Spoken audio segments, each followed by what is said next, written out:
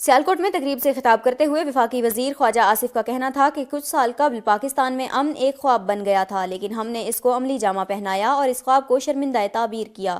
جس طرح پاکستان نے دہشت گردی کے خلاف کامیابیاں حاصل کیں، کسی دوسرے ملک میں اس کی مثال نہیں ملتی۔ ان کا کہنا تھا کہ ہماری مشرقی اور مغربی سرحدوں پر ہمارا ازلی دشمن دہشت گردی کر رہا ہے، اور جب دہشت گردی مسلط کی جائے گی تو اس کا منہ توڑ جواب بھی دیا جائے گا۔ خواجہ آصف کا کہنا تھا کہ ہم نے توانائی کے نئے منصوبے شروع کیے اور بحران پر قابو پایا۔ اس سال کے آخر میں 10,700 میگا واٹ بجلی نیشنل گرڈ میں شامل ہو جائے گی۔ ہم نے سی پیک منصوبہ شروع کیا اور بہت جلد گوادر پورٹ خطے کی سب سے بڑی بندرگاہ ہوگی۔ ان کا کہنا تھا کہ سیاست تصادم کا نہیں بلکہ محبت اور خدمت کا نام ہے۔